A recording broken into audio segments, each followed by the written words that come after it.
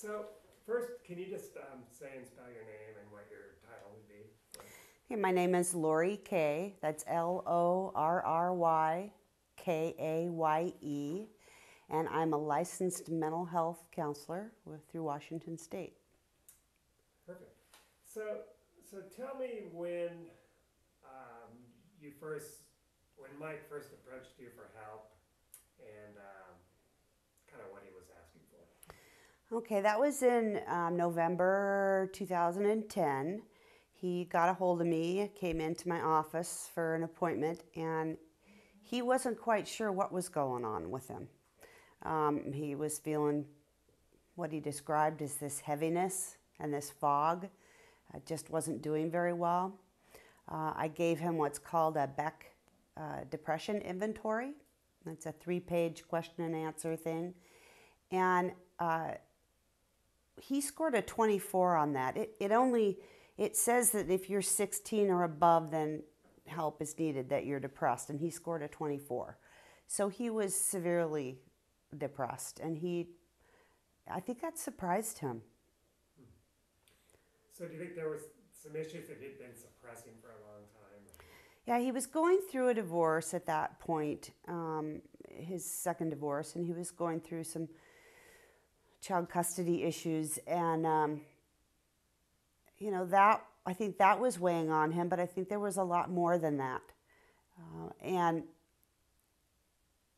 I think, in my opinion, there were a lot of things that he was suppressing.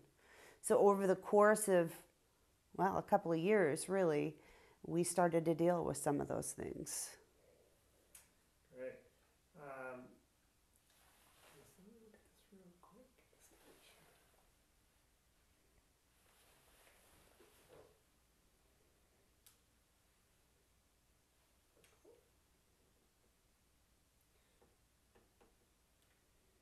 So how do you think you've been able to help Mike most through all this? Well, um, being his therapist, I thought it was important to really look at some of his family of origin issues, some of his relational issues, and his trauma. The trauma of losing the ability to walk, his paralysis. And I think that in Mike's mind, he was done with that. He had worked through that, and that was not an issue whatsoever. And I didn't really agree with him. And over the course of time, after we dealt with a lot of other things first, I pushed him to really take a look at that and to go through that trauma. There was a lot of different therapeutic techniques that we employed to do that, but I think that was a big one. And he said over the years that people have suggested to him that he might want to try skiing again. And he's always said, no, no, no, it's not the right time. Do you think working through some of these issues maybe made him reconsider that? Or? Yeah, I think Mike has a big personality, and Mike needs to put his all into anything that he does. And I think skiing for him, the freestyle skiing and the things that he did was perfection. That was perfection. And any thought of going back and having it be less than perfect, I don't think it appealed to him. And my thought was there's the underlying trauma that hasn't fully been dealt with, which keeps him, it's really common in trauma survivors to avoid whatever it is that reminds them of the trauma. And I thought that there was some avoidance involved. And I thought if it couldn't be the way it was, then he wasn't going to touch that. And then through your conversations, it maybe kind of brought it to his mind that this might be the right time? Or? Yeah, I think I recall a time when it was snowing here, and snowing, anytime there was snow, to Mike for a long time, it was, to use his words, it was like he was imprisoned. because when you're wheelchair bound, I mean, it creates, I think there's a lot of fear and a feeling of being trapped. And I think for years, that's the way he had looked at it when it snowed. And I think through therapy, through working through a lot of old traumas and old family of origin issues and the trauma of losing his ability to walk, of the paralysis, he began to look at it differently. I think he began to see that maybe it doesn't need to be a prison. After not avoiding the trauma talk and really getting into it in fine detail, I think he came to the point where he looked at it differently. And I think he did become ready. Wow, that's great. How, what were some of the words that you could describe Mike as? I mean, he's just a strong personality from what I've seen, forceful. How would you describe him? Strong personality. Very goal driven. Very, he can get single-minded on some sort of a project, and he's like a Jack Russell Terrier. He's gonna grab onto that, and he's gonna go for it, and nothing's going to stop him. He's very determined. He can be bullheaded. He's very big. Everything about Mike is big. His voice, his ideas, his personality. I even think that some people could see it as conceited or, all about himself, that he's all that.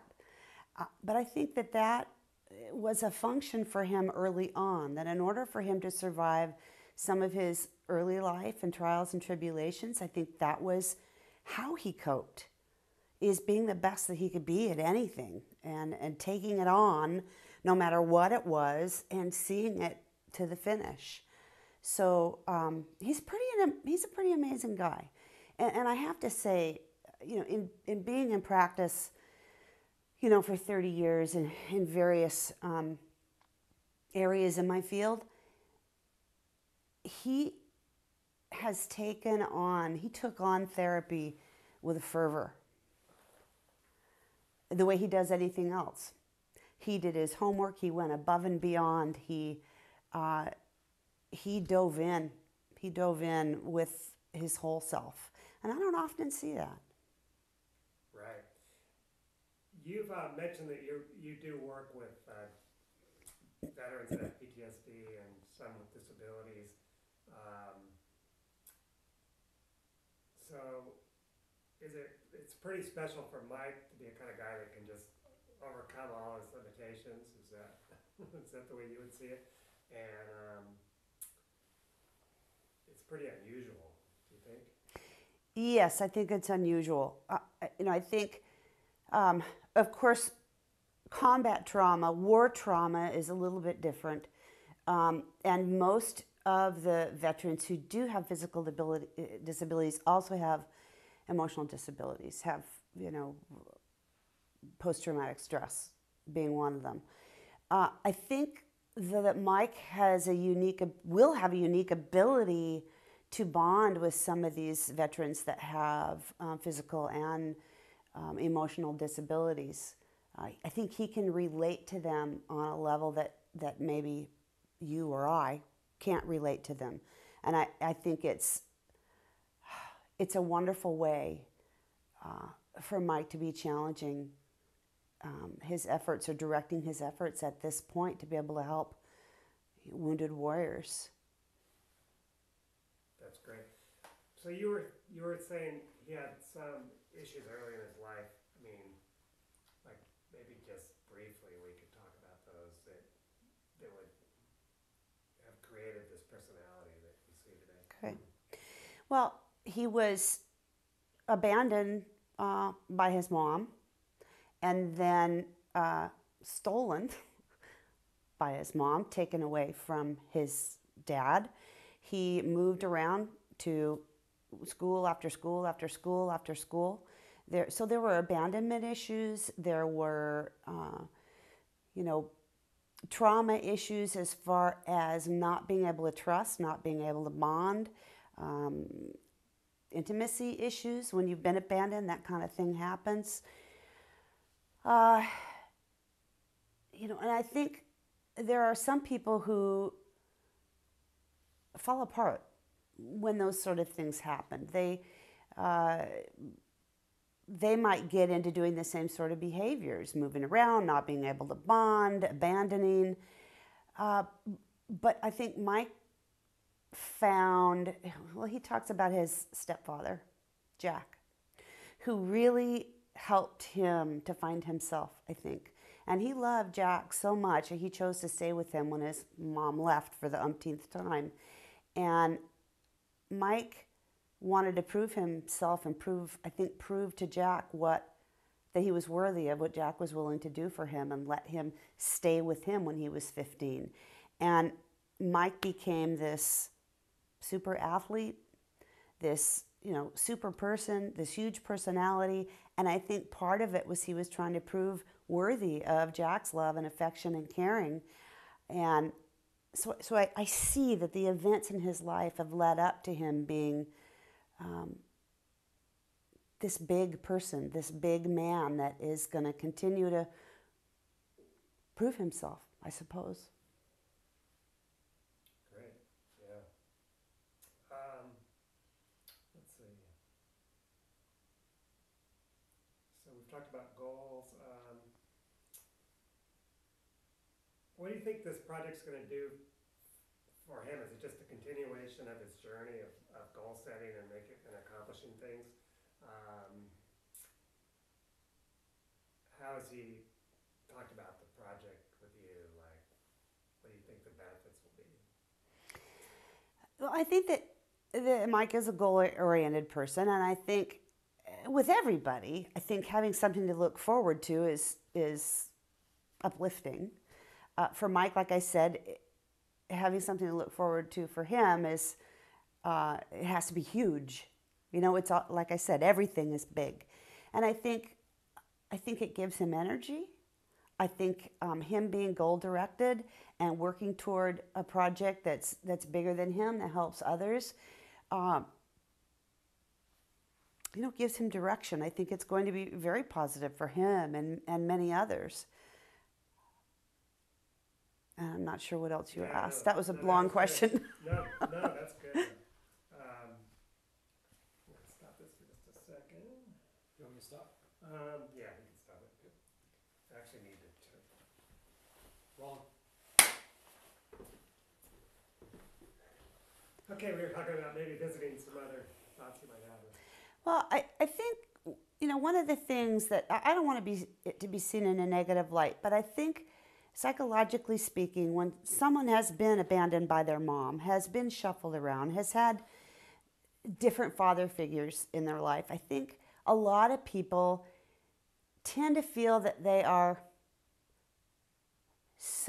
lacking in value. Somehow they're less than. Because children are very egocentric, and they think that everything that happens is because of them.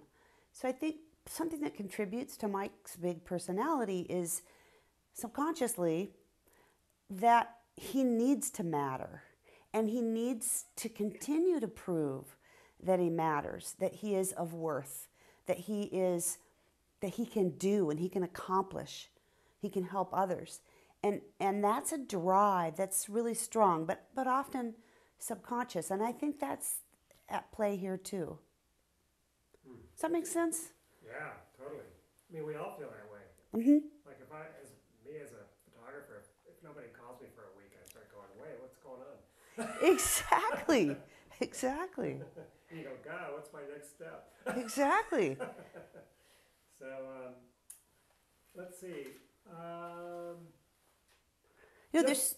I'm sorry. Go ahead. Oh, just a kind of not a deep issue or anything, but are you excited to see Mike take on this project? There's some unknowns about it. Is he going to be able to climb up that mountain? Is he going to be able to ski down?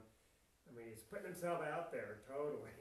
You know, on the radio, we're doing this, and there's a lot of, like, some people would feel a lot of pressure, but it seems like it gives him drive. Yes, I have concerns. Concerns that I don't have a lot of concerns for Mike and his psychological well-being, because what I have learned about Mike is that it doesn't matter what's thrown in his path. He will overcome it or find a way around it or over it or through it.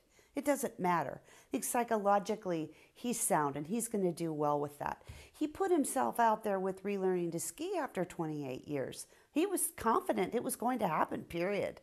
And that's just the way it was. And in sessions, sometimes he'd say, maybe it'll take me longer than I thought, maybe it'll be more difficult than I thought. But he prepared himself for months and months before that. And I knew that no matter what the outcome of that, it was going to be okay. The same with this project. Mike will be okay. The concerns that I have are concerns that probably anybody that knows and cares about Mike is he going to be okay physically? Is he going to be harmed physically? There's anybody who has the kind of injury and paralysis that Mike has, there's risk. There's risk involved. When he was preparing to relearn to ski and working out at the gym, he got, a sore, and it doesn't heal the way it should heal. And he had to see the wound care specialist weekly, and he had to have bed rest. And so I worry about him physically, but psychologically, I don't worry about that. He's sound, and he will find a way. That's great. Yeah, that's a good point. Just from all the tremendous amount of training he's going to have to do, plus just accomplishing that. I mean, it's like 20,000 reps of the same over and over. Is there anything that you think that we haven't talked about that you think would be important? Important to this project? Yeah.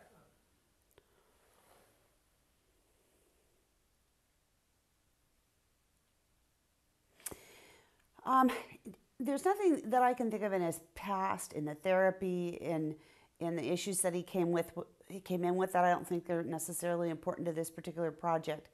But I have to say that what I've watched transform, the Facebook, the people following him on his journey to coming back to skiing, being the skier again. I think that this affects so many more people than just Mike. I mean, it affects everybody who has known him over the last 40 years. It affects people who see the videos on the web and seeing a thing, wow, maybe I can do something like that. Maybe I don't have to sit here feeling trapped. Maybe I can take his lead and better my life. And I think the support that he has gotten in Sun Valley and over Facebook is a support that I think he thrives on. I think he thrives on that. I think that anybody who's had the wounds that he had as a child really needs that support, really needs to feel people are with him. And boy, people are so with him. So with him. I don't often find myself tearing up in therapy, and I find myself tearing up right now. There are times in our counseling sessions where I would tear up at the magnitude of what he's doing and what it means to everybody and to him, and the bravery and that he shows. It's really touching. It's heartwarming. Great. What do you think the future holds for Mike in the brightest form?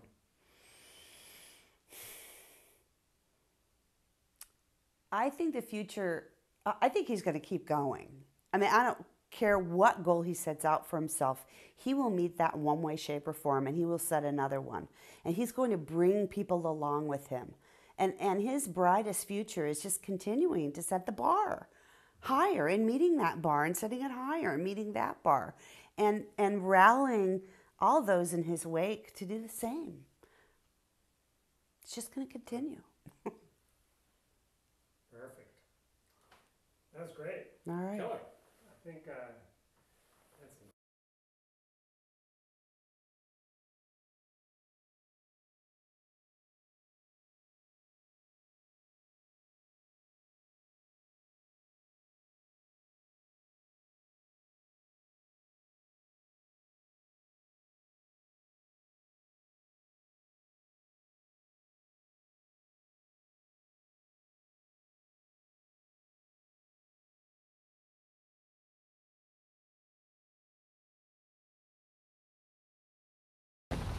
So my accomplishments in sit skiing and monoskiing are making it to regional and national as well as international competitions.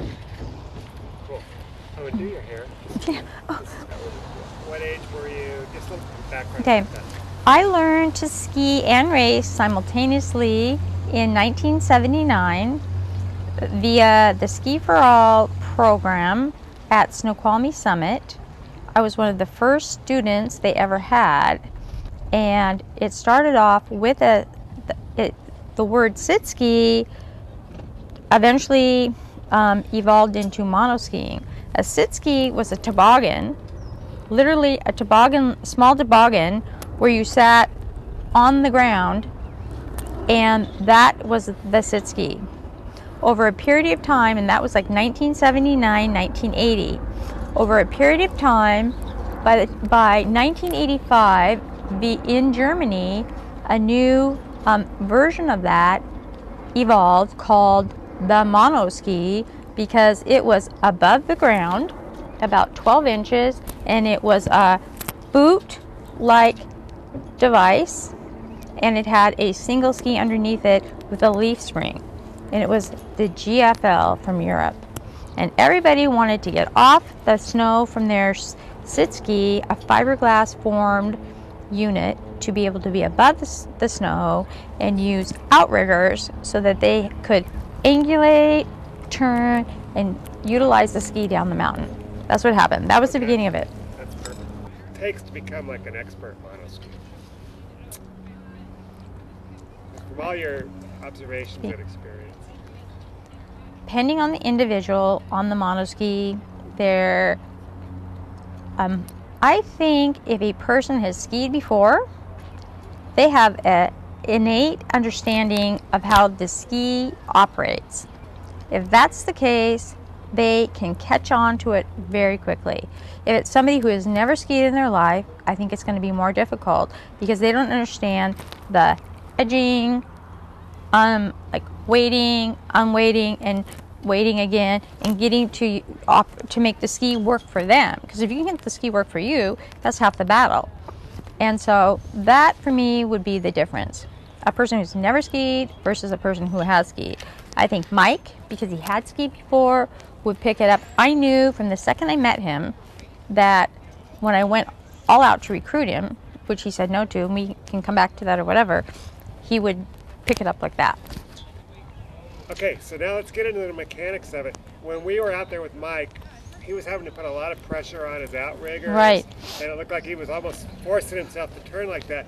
And you're talking about waiting and unwaiting. Right. So, right. So that's interesting. Right. So if you're skiing the right way and letting the ski work for you, the outriggers are your poles. They are there to assist you when you are off balance. In a monoski, the outriggers are there to help you initiate the turn, and then you use your torso to get back off of it, and use it to initiate it and come back. If you are dragging them, it's probably because you're new. You're a beginner and you're nervous and you don't know how it's all working, so you're dragging them, and you're overusing your upper body and its strength because you are afraid. And that's really natural and normal for anybody who's learning for the first time how to ski.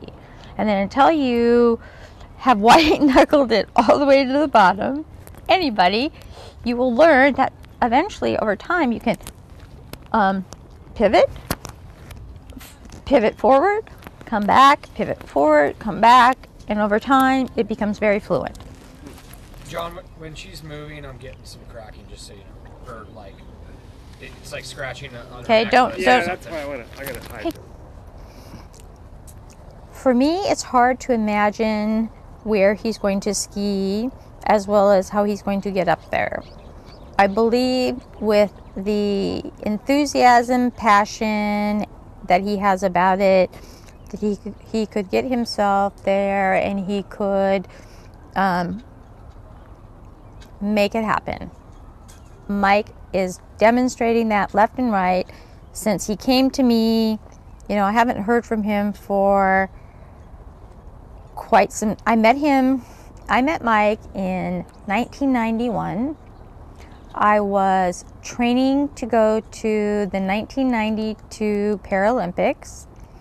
He was dating my trainer at the time. So in 1991, while training for the 1992 Paralympics in Tignes, France, I met him. At that time, I had learned that he was injured at Alpental in a freestyle event, and thought in my heart of hearts that this guy would be a no-brainer candidate to get to start back skiing. I never skied before my injury. Prior to, I had been competitive my whole life. I'm the youngest of 10 kids. I had 6 older brothers, 3 older sisters, and I think there was just sort of a competitive nature in like sort of survival in the family, in the household. I participated in all sports before skiing came out.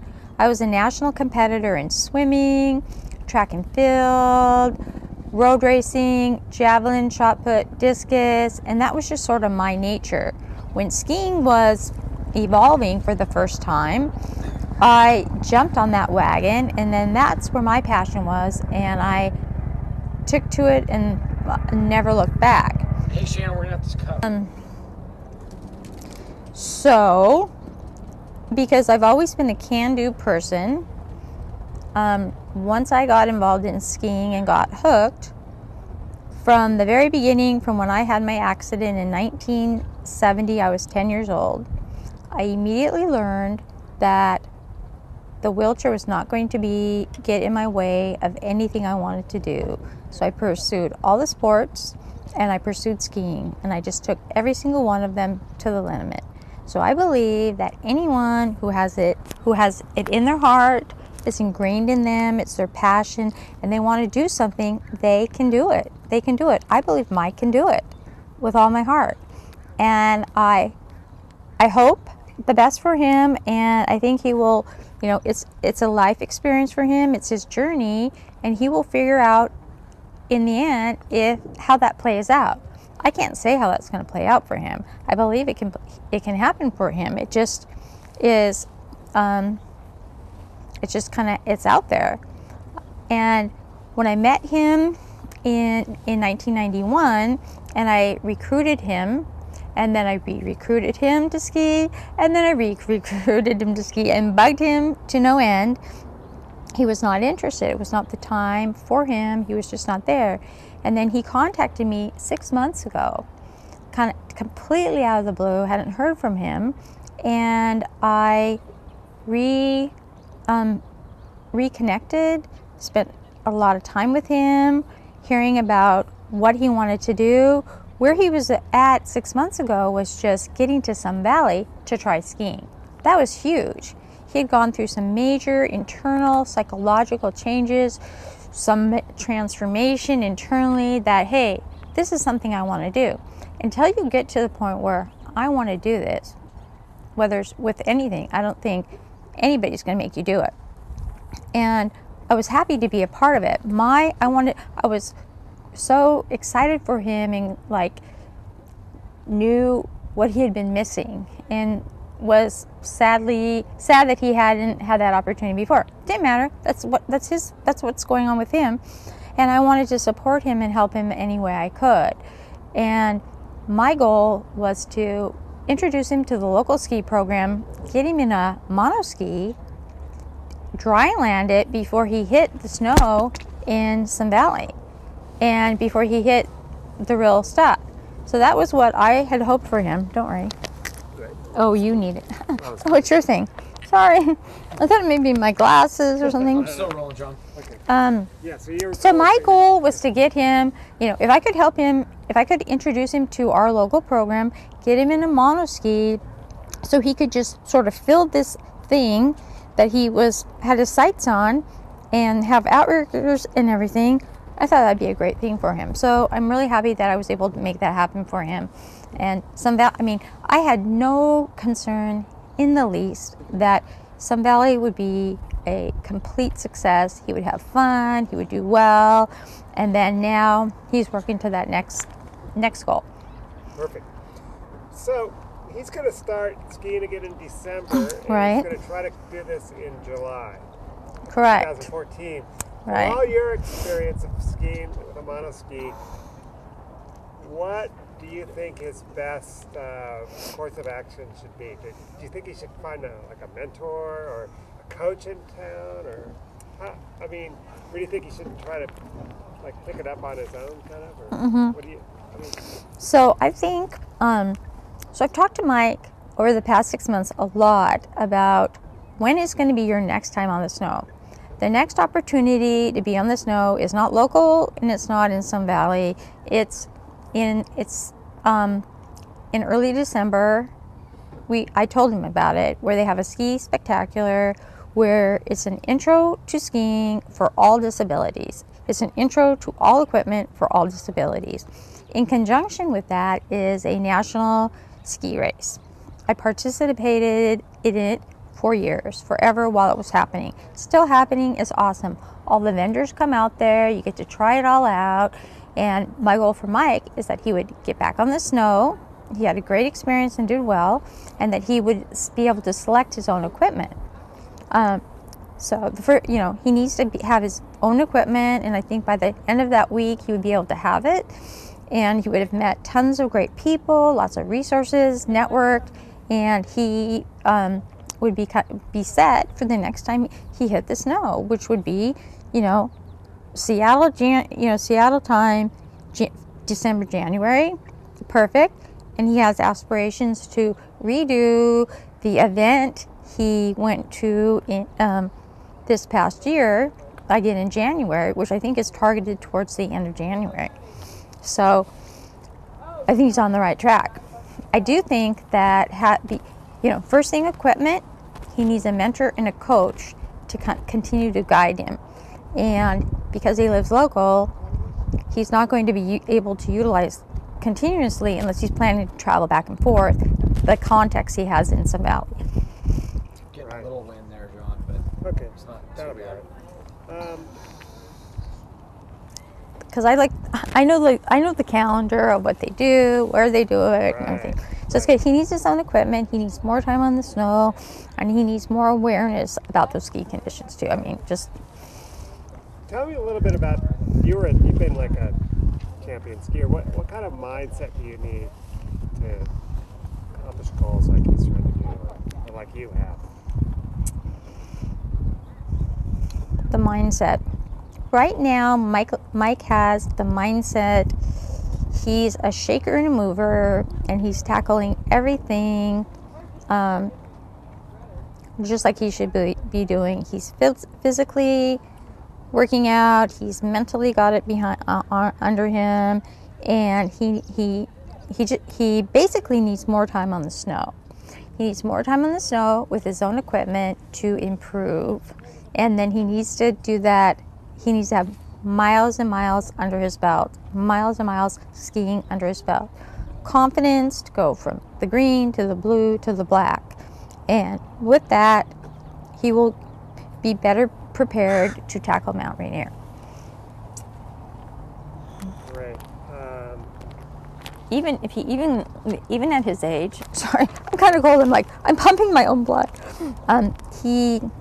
If he could participate, but I don't even want to like verge into it for him. If he could even get into some of the racing stuff, whether he wanted to be a racer or not, all good skiers come from being racers because they have to, oh my gosh, there's that tree, and whether you're an able-bodied skier or not. My two children were ski racers. My husband's a coach as a result of my whole whatever. And anybody who's had to do, downhill, super G, go places where they maybe didn't want to, turn out to be the most fabulous skiers out there. So that could kind of help him, but I don't want to even, we've never even talked about that, but we're not there yet. He needs equipment first. I agree with that. Oh, absolutely. Yeah. Good. What do you think about Mike's, his mission to, seems like he's out to help the wounded veterans that are coming back? I think Mike has demonstrated in his community that he is the kind of guy who likes to give back. He likes to help others. He's got a very big heart. You know, not only is he a dad to 3 children, which he loves, and he's involved in all their activities, and he does whatever he can and is available for them. He's also made himself available to his community and to various groups, organizations, and has taken them on all on his own and sort of created them. So I love that he has chosen a new cause. I think the Wounded Veterans is amazing, awesome.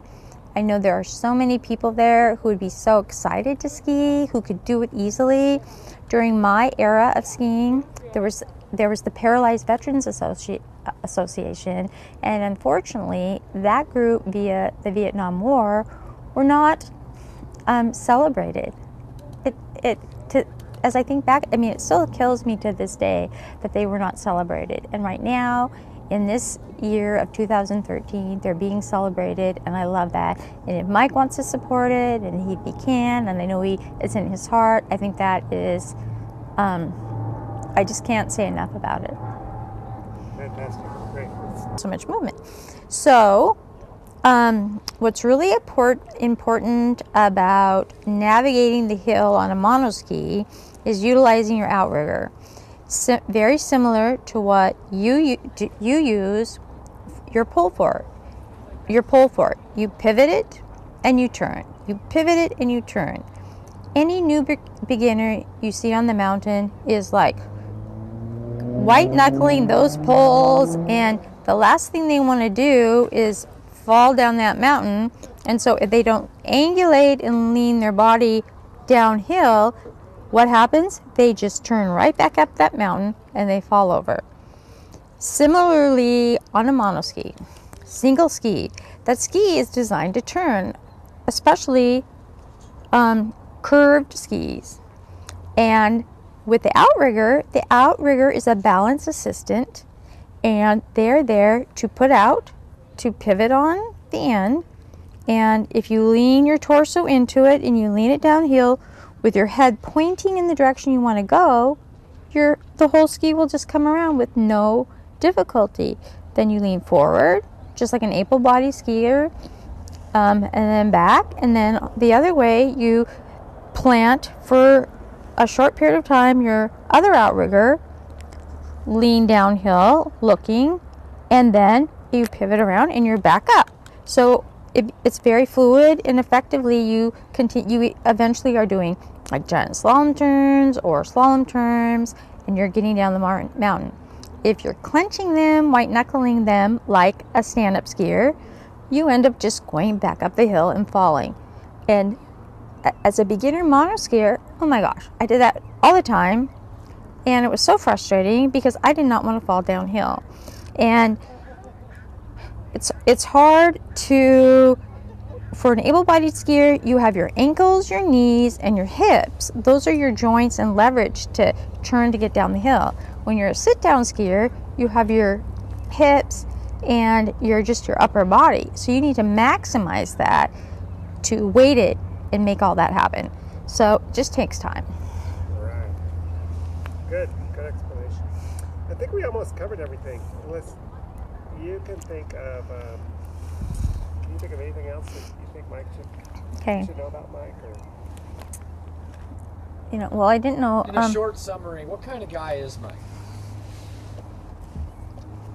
Well, I mean, are you taping right now? Yeah, you can talk to John. Well, I was thinking, like, I said, does he have any specific questions, or do you know anything about what he's going to act? And he was really cute. He goes, I don't have to be there and listen to it. You could be listening to anything you want. And I figured you'd probably want to know when I started skiing.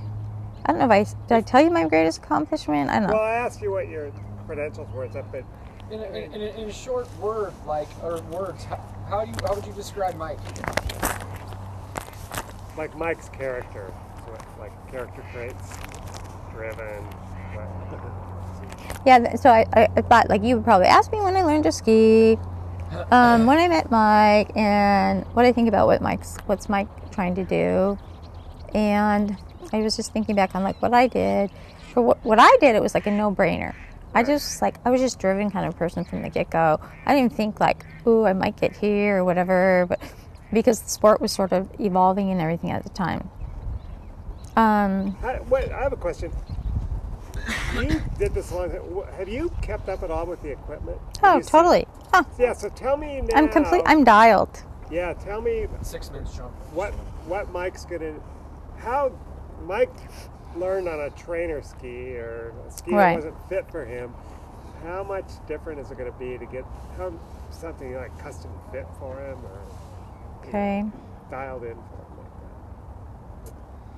How was it for you to get to the right? I know. So I'm like thinking how it was for me, and then what's going to be like Mike before we start. Let me just think for a second.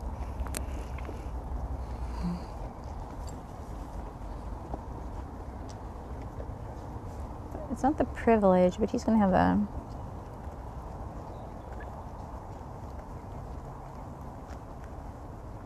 Okay. Do you want me to just, I know, I have it in mind. Yeah. So as I think back on Mike and where I was, I think Mike and I have a lot in common. I was part of the wave of the new equipment. It had just been, it was quickly evolving to the monoski, and the monoski took me many places that I would never been able to be with the ski that was a toboggan-like device.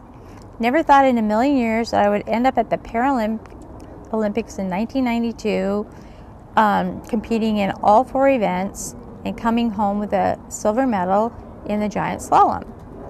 Mike has the luxury, which I'm so excited for him, that he has all the benefits of that equipment that came to be, which began in 1985, that is completely available. There's like 3 to 5 monoskis to pick from. He will go to his next event, the Ski Spectacular in Breckenridge, Colorado, this first week of December, and he will try it out. That equipment, he will be able to fix it quickly. He will be able to fit and find out what works for him quickly, outriggers that work for him quickly, and with that, he will just have such an opportunity to do whatever he wants with the ski. Whether he wants to ski recreationally, if he wanted to ski and compete in the Masters capability, he could do that. He could race. He could ski slalom, giant slalom, Super G and downhill if he wanted to. No problem. He could just go and be his own extreme skier. There's so many possibilities for him with that equipment that's out there, and he can do whatever he wants. You know, sky's the limit. So that's what, and Mike has, you know, when I met him, he's very outgoing, very personable, and because he's been reflected to me in the past 6 months, he's on his way, hands down. That's perfect. Do you think you would ever go to Breckenridge? And do you ever go? Do you go to that anymore? Or I mean, you've kind of stepped out of the sport a little bit. Or? Yeah. Well, I raced from 1985. I was kind of ready to quit because it was a long story, but I went out. I was like, we didn't have funds. Like the ski team didn't fund us back then. We were like the hit and miss, like low people. Right. It was like ski team, freestyle, downhill, Nordic, whatever that, and then disabled. Now they're funded.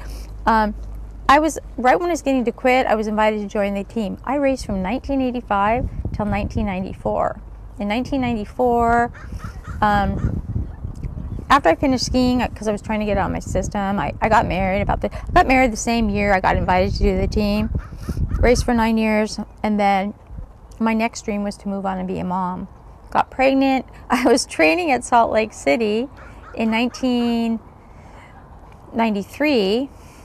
In 1994, and I was vomiting up the chairlift, and then, you know, I knew I was pregnant, and then that's when I resigned. I resigned in 1994, and I moved on. I have a beautiful 18-year-old daughter and a 15-year-old son, and although I had these wonderful, I worked at the time at the University of Washington Medical Center, and I had doctors who were all promoting me to go. I'd be 16 weeks pregnant, but I was a speed skier. I like downhill and Super G. And anyways, I would have to give up some of that. And it you know, it just all kind of came together for me personally that I didn't want to risk this to this little new entity. I was ready for my next adventure for myself, which was dying to be a mom. So I've done that. I do motivational speaking still, and I mean, I know that's kind of a goal of his to do. Yeah. I got called left and right. I did every local TV show. I was in every possible whatever. I was very fortunate, and I actually I couldn't appear at everything they wanted me to do when I became a mom. So I just sort of emerged back out of it. But I've continued to be, you know, it was a fun race. You know, I learned to ski, learned to race.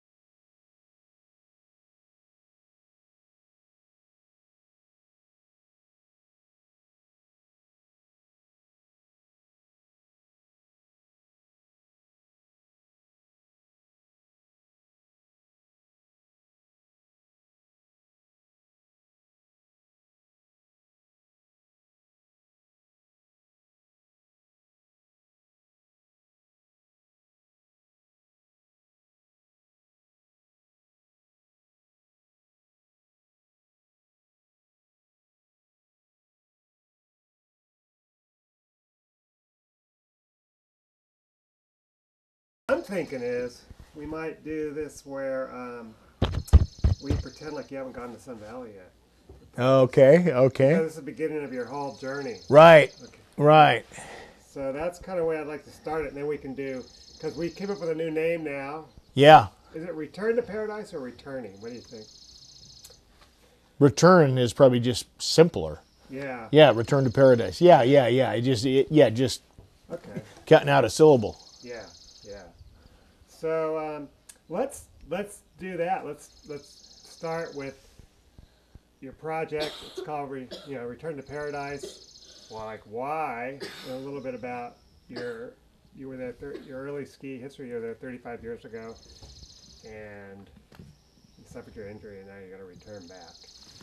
Okay. We can try that. Are you rolling, Zach? Yep, we're rolling, John. All right. Yeah. Tell me about this project, Mike. Or actually, first, go ahead and we'll start from square one. You got to introduce yourself and a little bit of your previous history. Okay, my name is Mike Vowles. I am 57 years old. I am a former champion level freestyle skier from back in the 1970s. I got injured hitting a tree snow skiing, spinal cord injury back in 1985. So it has been 28 years since the time I got hurt, and I'm looking to go back skiing, and I've got some ambitious goals ahead of me. One of them being going back skiing, learning how to ski again on a mono ski, and I'm also looking to return to Mount Rainier, to Paradise, and the. Here's the thing. Just finish it with learning to ski on the monoski. Yeah. We'll go to the next thing. Okay. We'll do it in little bursts. Yeah. Okay. Let's try that again. and Let's try pieces. that again. Okay. All right. Yeah. So introduce yourself and a little bit about your Okay. past. My name is Mike Vowles. I'm 57 years old. I'm a former championship level freestyle skier from the 1970s, and am about to embark on a journey of going to Sun Valley, Idaho, and learning to ski again after 28 years away. Perfect. Good. So why after 28 years? Why after 28 years? That's a big popular question. And when I got hurt back in 1985, I was 29 years old at the time. I was at the peak of my physical prowess. I was at the best level of skiing I had ever been. And when I got hurt, I just opted to not ski again. The monoski, sit ski was in its early cruder developmental stage at the time, and it's something that was not of interest. It wasn't a draw for me, and I really wanted to leave skiing as it was, perfect. And I pretty much chose to put it up on a shelf, put a little glass case, crystal case over the top of it, leave it as it is, and I just said to people, that's a closed chapter of my life, and I want to keep it that way. I want to reserve that as just being a perfect part of my life that I did, and I didn't want to ever do it any different than the way I did. I didn't want to compromise that in any way, shape, or form. Perfect. Okay, now we've got this project. It's called Return to Paradise. How come that name? Well, Return to Paradise, I'm looking to go back to Sun Valley, Idaho soon and learn how to monoski, and I'm anticipating going back into skiing permanently. It's something I haven't done yet. I don't, while I have, I anticipate how well it's going to go for me, but it's still an unknown because I haven't done it for 28 years. I've got myself well conditioned in preparation for this, and one of the things I want to do is return to a spot on Mount Rainier, which is where the Paradise Lodge is. Some 36 years ago was the last time I was at Paradise on Mount Rainier. And when I was there, I was working with John Mohan and Walt Hiltner, who were co-authors of a book on freestyle skiing, the fundamentals. So the last time I was up there doing full twisting front somersaults, all kinds of aerial acrobatic maneuvers as a demonstrator for this book. So it's been a long time since I've been up to Mount Rainier on Paradise, and I'm looking to go up there and ascend, self-propel myself up to the 10,000 foot level to Camp Muir and ski down. So I'm returning to Paradise literally, but it also reflects my return to skiing, because skiing was a gigantic, integral part of my life, and it was my paradise. It was my paradise for 16 years, and I'm looking to recover that and get it back, and going up to Paradise on Mount Rainier is a piece of that. So Return to Paradise is the title of the documentary ski film I'm working on. Perfect. So what's it going to take, do you think? You got to learn how to ski, and you've also got to figure out how to get yourself up there. Let's talk about getting yourself up there. What's the planning process for that? Okay, well, with the assumption that I've learned to ski again and that I've had time to get proficient at it, which I fully anticipate I will, I've started working through some design work on figuring out how to self-propel myself up to Camp Muir from Paradise, and we're looking to build something where it's going to be a set of skis with something that I'm sitting in. I'm looking to be pedaling my way up with my hands and my arms, and going up on a static line. So we're in the design process of that right now. I'll probably have a team of 8 to 10 good skiing friends of mine that are going to help me go up, and whether it's going to take 2 days to get up Camp Muir, whether it could be done in 1 day, that's the kind of thing I don't know about, but I'll be training for that once this apparatus is engineered, and I'll have the start of next ski season from December to July to get ready for that. So I've got to learn how to ski again, and then I've got to start training with this apparatus that's going to get me up to 10,000 foot level on Mount Rainier. Perfect. Now this apparatus, you probably got some help, huh? Yeah. I've got some help. I've already gotten together with some friends of mine, just to kind of brainstorm our way through this. And we've already made some headway as far as just the brainstorming process about it.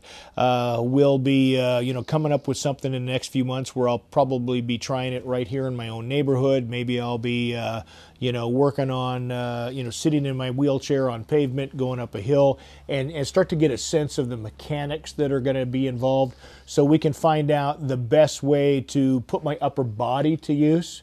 And, speaking of which, I'm paralyzed from about the chest level down. So there's the logistics of the climb, then there's the logistics of my situation and what I have to work with. So as we start to design this thing, we're going to have to, work through all those minutia details to fit me and then at the same time that apparatus has got to fit the ski hill, the mountain, as far as how we're going to go up. And the intent is once we get up to our destination, that unit will be broken down and put into other guys' backpacks, because I'll be mono skiing down the mountain. That's my intent. Perfect. And tell me a little bit about Brent, your neighbor.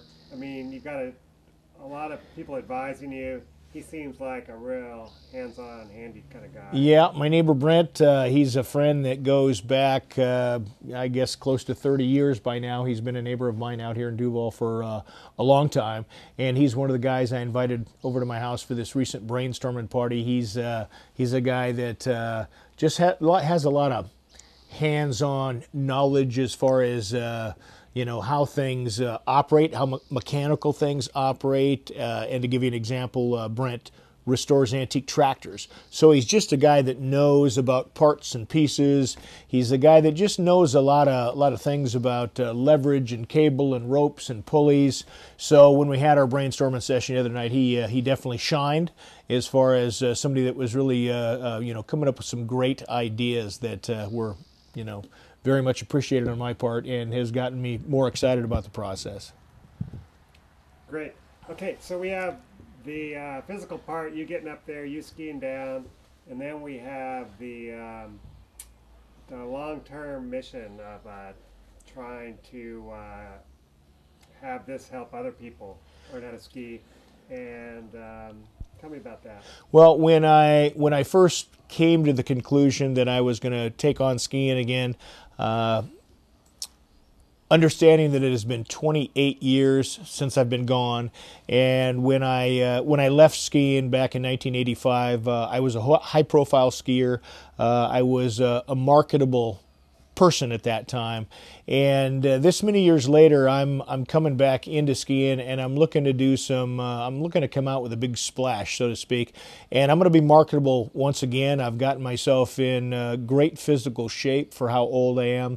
So with you know, with the level of my fitness, what I think I'm going to be capable of doing, what I think I'm going to do as far as skiing a high-profile target, I want to take advantage of the fact that this is a very marketable opportunity for me to try and do something good with it. So what my intent is to produce a documentary ski film and take that documentary ski film and go out and do public speaking engagements, motivational speaking, and with the money earned from that, my intent is to put it back into a non-profit adaptive skiing program and have the dollars that I'm able to produce be specifically earmarked for helping injured soldiers, wounded warriors learn how to ski.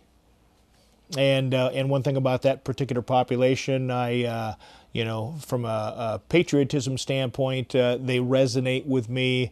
The fact that, you know, that's a group of people that, you know, the ones that have gotten themselves hurt, put themselves in harm's way, they're protecting my way of life, they're protecting my freedom, and they've given up their former whole, complete bodies for me. And so I want to help them. I want to give back, and it's also a group that I can identify with because I've been traumatized due to my spinal cord injury. I've experienced all that goes along with that and all the life-changing challenges associated with it. So I can, you know, there's a kinship I have with injured soldiers, male, female, doesn't matter, coming back from the situations that have put them in some ways similar to me. Great. How are you gonna like promote your cause? Like, you're gonna make a ski movie? You know, talk a little bit about, you know, going on the radio, getting the word out. You're going to be doing that, right? Yeah, I'm looking to, you know, I'm setting out to do a documentary ski film. I've got, you know, I've been in the Seattle area for, well, I'm 57 and I've been here since I was 13. And I've got a real strong social network of friends. So I have a lot of, you know, capability from a networking standpoint to put the word out there. You know, one of the things I'll be doing is, you know, radio talk show type stuff. I'm looking to do newspaper articles. That's something that I'm looking to do. If I can possibly get some coverage from some of the local television stations in the Seattle area, and also using Facebook, using the internet. So it's going to be a collection of things. It's going to be a lot of heavy lifting on me personally, but I do have a real strong support base out there, and so typically when I've taken on a project, it's usually not hard for me to enlist support from people that care about me and care about my causes. This would be the second time I've taken on a cause for the military. A few years back in 2004, I spent an entire year helping a family where the gentleman had come back from the war in Iraq as a quadriplegic, so this is not my first rodeo, so to speak, on this subject. Perfect. Tell me a little bit about your early rehab history and bring in Shannon into the picture. Okay. Yeah, my early history post injury back in 1985. It was I've met some people back then that that were my physical therapists, and two that I would name is one is Shannon O'Kelly, another one is Pete Rigby, and these are individuals that to this day are important friends of mine in my life, and they're people that I can go 6 months without seeing them, but once we get back together we just light up like it was yesterday. But these were people that were willing to be by my side back when I took a real hard 4-year-long run at trying to walk again, and I was going against the grain. I was going against the system.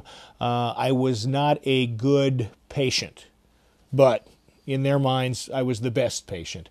And because there was, what I was trying to do was controversial. Everybody wanted me to just accept it, get on with it.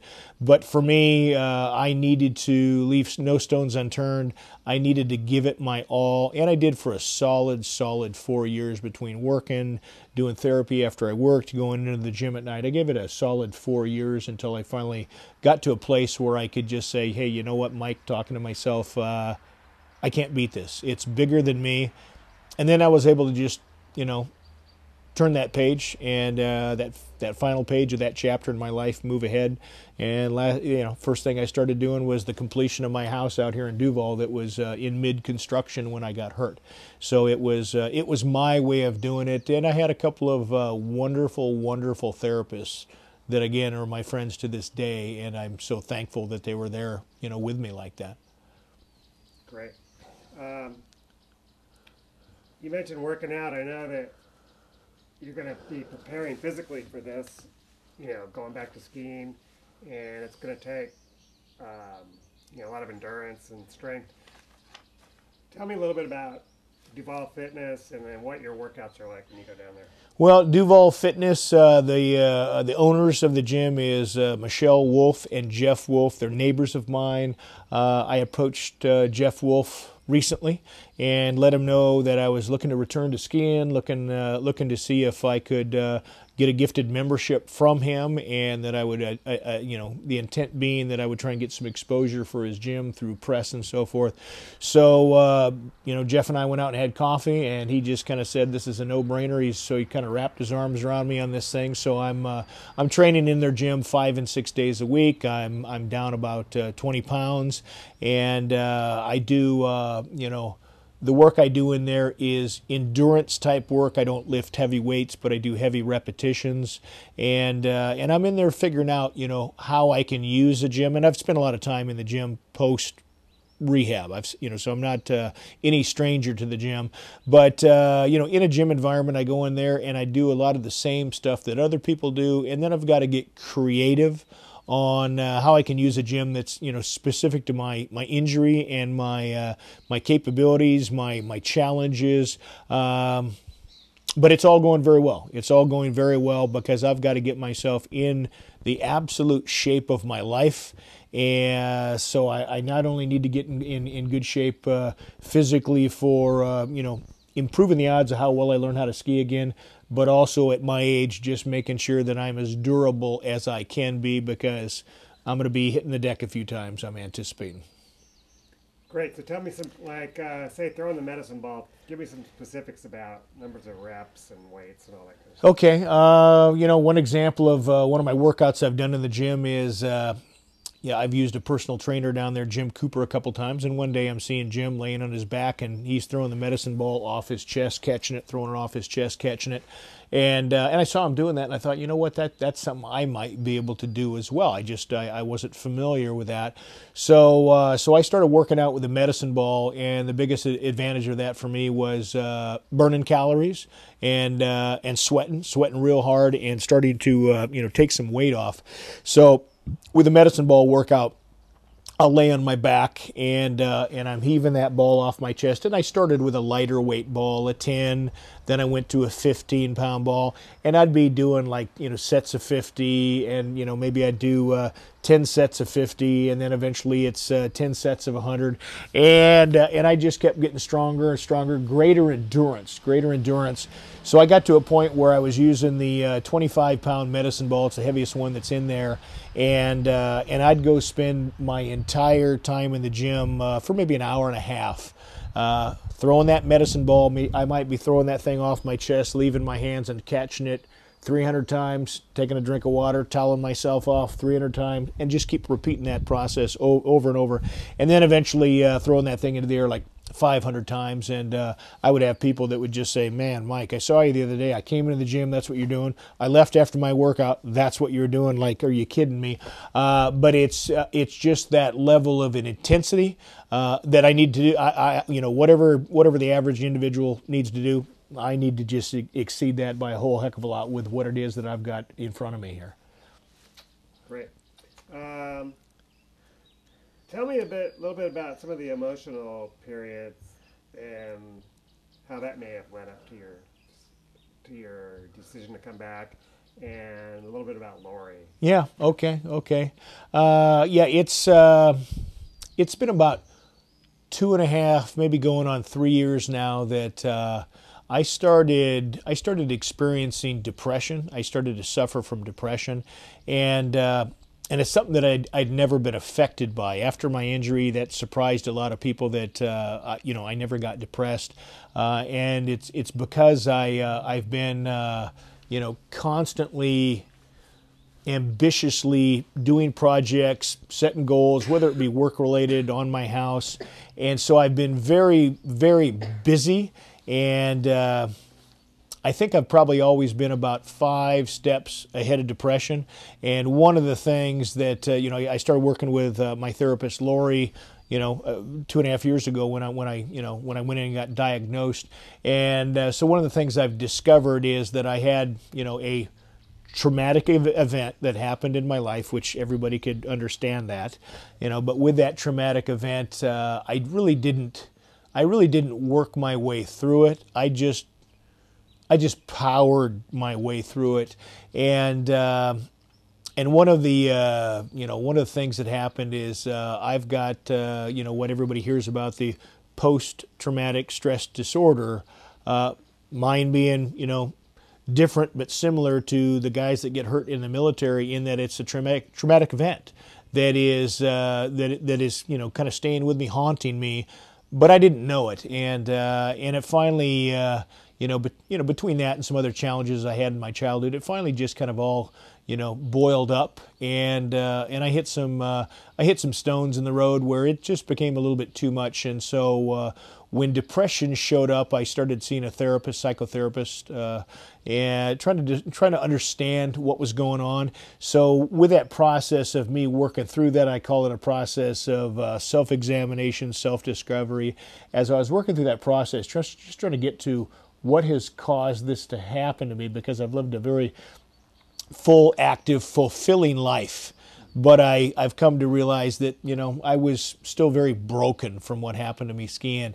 So with the process of me working through that and dealing with the mental side of this whole thing, it just started to opening me up to the possibility of skiing again. It's not something that I set out to do when I started doing that work, but it's something that has come about as a result of that work. and it's one of those things where I've just got this giant broken heart that I've lived with due to my loss of skiing, and I get to fix that, and I'm getting prepared to fix that, and it's one of the most incredibly exciting times of my life and liberating times of my life, this path that I'm about to go down. Great. Now you're going to go to Sun Valley. You're going to spend a week learning how to ski. Are you going to be out there on your own, or are you going to be people going to be coming with you to give you some support, or how's that going to work?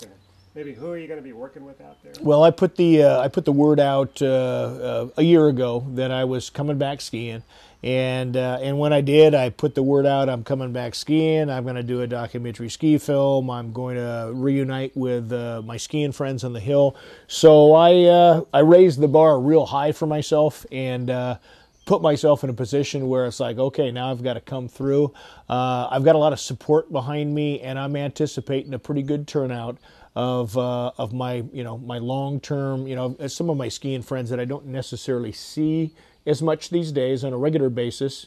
They're going to be there, and then some of my best friends that are my skiing pals from back then, they're going to be there. So I'm expecting a pretty good head count of following that's going to come to Sun Valley to be there when I learn how to ski again, and I'm going to ski with them. So I'm going to have a great support base, and some of my friends, Dennis McCormick, Jeff Bronze, John Tardif, these are guys, Doug Perry, these are guys I go back to the 9th and 10th grade with.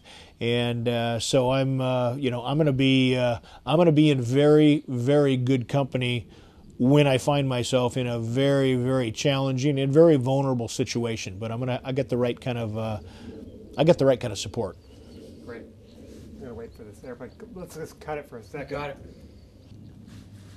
So you're gonna find some some professional help out there, ski wise. Yeah, tell us a little bit about. Well, what has come about is I've been introduced to a gentleman named Mark Mast. He's got a ski school in Sun Valley, or an adaptive skiing program that is for people like myself, and he's helped people learn how to ski again that could be blind, could be no legs, could be paralyzed like myself.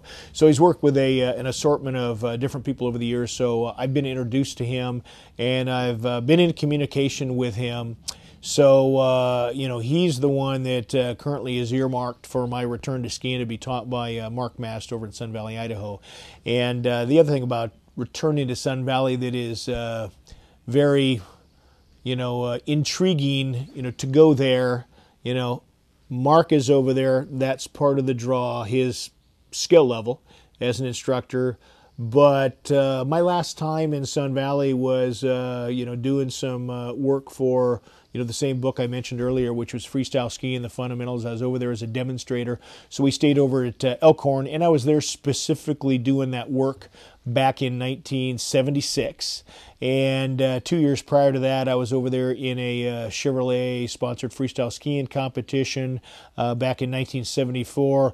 So going to Sun Valley has a lot of value for me because I'm returning to a place where I was alpha dog. And so there's a lot of good reasons why I want to go to Sun Valley to learn how to ski again. And I also like the idea that it's going to be a getaway for me. I want to go to a magical place, because Sun Valley's magical. That it just is.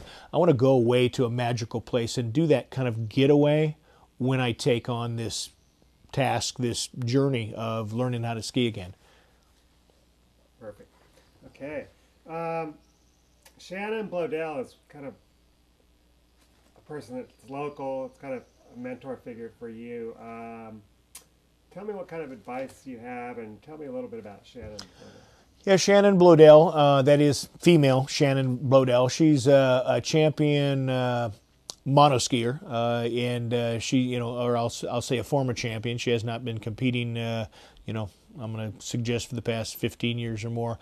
But she's a champion monoskier. So like myself, her as a mentor for me, I'm a champion level skier. Shannon's a champion level skier. I've never monoskied. I'm about to. Shannon's never skied like I did because Shannon got hurt at age 10, I believe it was, in a car accident. So she learned to ski monoskiing but we're both champions. So she's somebody that I'm using as not using, but she's somebody that is offering me advice as a mentor. So she's somebody that I'm interfacing with on this thing. Her and her husband Troy, you know, great, wonderful people, but they're a very valuable resource for me to go to. And I've known Shannon for a long, long time, and we'd been out of touch for many years. But when I got reconnected with her, it was just, you know, she couldn't be more supportive. And yeah, so she's just a person that's an asset. She's in my corner in this whole thing. Perfect. Let's see. So are you, I can tell you're excited about this journey you're going to embark on. Is there any fear, or do you feel like, hey, I can definitely do this? Oh, there's plenty of fear, and when I say fear, I think the fear comes with just the fact that I know I'm going to be stripped down to beginner level student. I'm not going to pretend or fool myself into thinking I get to take my you know, my ego, my former skiing skills, my credentials. They're not going to translate. What's going to translate is my mindset. That's going to work by all means. My level of conditioning that I'm in is going to be helpful to me. But I'm fully expecting the challenge of my life when I go learn how to ski again, and it's going to be intimidating. It's going to be overwhelming. It's going to be all of that stuff. And I can certainly, you know, recall the frustration, everything that went along with learning how to ski way back at the time. It's going to be so much more than that because I was a great skier.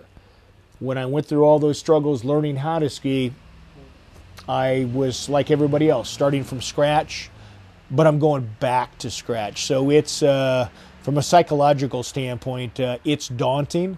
And I'm really hanging it out there with what I'm doing, and historically that's kind of how I've operated the best, when I put myself at risk and am willing to just say, I'm going for it, and I have full expectations that I'm going to do very well at it. Great. Now that we got the 5-speed, could you hear that pretty? It came through. Yeah. Yeah. All right, want to do that again? Let's do that again. All right. Yeah, so okay, so about the fear. Yeah.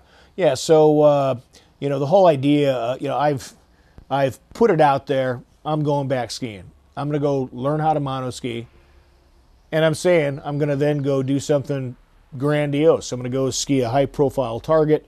I'm setting myself up for failure, but I don't plan on failing. And it's scary. It's intimidating. It is, you know, there's certainly fear involved, because, you know, I can reflect back on learning how to ski again, and I was very passionate about skiing very early on, but just the progression, what it took, wanting to be as good as these other guys out on the hill, and just the struggle that went along with that. It's something that I never did forget. It's going to be much more challenging this go around because I was a great skier, and I'm going to come back to this same baseline place. I don't get a shortcut. Nothing's going to translate. I don't get a get out of jail free card. Doesn't matter what I've done. It just doesn't matter. I'm going to be starting at the very, very bottom of this, and that's just a whole different place that I'm going to be at. So it's going to be hard. It's going to be hard. Great. Perfect. I just had something I was thinking about. Let's see. Oh, just 1 second. Go ahead and cut it for 1 second. And what's your watch look like? Rolling. Yeah, just go ahead and tell us a little bit about that. Okay, you know, when we talk about how I took on, you know, my physical therapy when I was trying to walk again, that's something that, you know, the way I best explain that to people, that was not lost opportunity at all, the 4 years I put into that, because I was so disciplined, so dedicated, so steadfast, so unwavering at what I did, when that came to an end and I decided, you know what, I've got to stop. I can't. I'm not going to be able to accomplish what I set out to. Then it was time to take all that energy, all that enthusiasm, all that discipline, and turn it to the next thing. So, my house here where we are, it's something that I had, it's a hand-hewn log house built off my acreage. Before my getting hurt, I cut down the trees, skinned the logs, and so, so I've never been fearful of hard work. And so, once I got back to, rebuilding my life, like I've told people, it's like the, high-powered fire hose and you're putting out a fire. Well, as soon as you turn that same energy to something else, you apply it differently. So I've had a very fulfilling, busy life with my finishing the construction of my home. I do a lot of environmental work here on my property. I refer to myself as being a steward of the land. My house out here, I do, I've done a couple of garden tours where people come out to visit my property and see my environmental stewardship work. The house, it's won awards for universal design and green design. I've adopted 4 Asian children. I've, done a fundraising campaign, took a year of my life, working with a military family. So, and then, I put in a good stretch with the construction industry and was very successful as an estimator and a project manager. So I just been on the go, just go, go, go, go, go. And that is what has served me, and it served me because being in this wheelchair, being paralyzed, it's a tough go when I go to bed at night, and it's a tough go when I get out of bed in the morning. And so I really have to be moving and be project focused. And I was like that before I got injured. When I got injured, subconsciously, that excessive behavior of mine that was with me before, it got hijacked and it took it to another level. And at this point in my life, I'm really trying to find that fine balance where I don't overdo it, but it's, I've got more conscious control of it these days. But with the whole idea of going back to paradise, return to paradise, title of the movie, and going back up on Mount Rainier, that's just the way that I operate. I have a hard time biting into something and not really tearing it up. So there you go. Perfect. Anything you can think of that we haven't covered? I got something. Yeah. Mike, are you briefly describe, I know we talked about the fear and everything, but are you psyched to go for this next goal of doing Mirror, Sun Valley, going skiing? Yeah. Okay. Briefly, are you psyched on this? No, I'm at a place now. Hey, I'm gonna have to stop you, Mike. Hang on a second. What happened? It sounded like it was popping a little bit. Oh. We're good. We're okay. Sorry about that. Okay. I'm in a place now where I'm finding some inner peace, and this, at age 57, time is motivating me. Time is absolutely motivating me. And this idea of returning to skiing with the evolution of the sit ski / mono ski, things that I see these great high-level athletes doing on the mono ski, I'm seeing something where I'm looking at that and I'm just going, I can be doing something great. Doesn't mean I'm going to reach a level of what I see these guys doing, but there's something out there for me that has me terribly excited. I want to get back up on the mountain. I want to breathe that mountain air. I want to have that wind in my face. I want to be having those conversations with my friends on the chairlift. I want to have that, be in that place of camaraderie. I've always got camaraderie, but that special class of people that's the skiing community. I want to be back doing that. So I am just, and with the idea of setting this big goal to go up Mount Rainier, return to paradise, do something that hasn't been done, but I've still got to go learn how to monoski. it's putting me in that risky place that I did really well at back in my days as a champion level freestyle skier, pioneer of the sport of the freestyle skiing, where my willingness to do that had me producing some incredibly phenomenal outcomes, and I get a chance to take a shot at that, and I couldn't be more excited about it. Right on. Perfect. Good. Yeah, I think we're good. That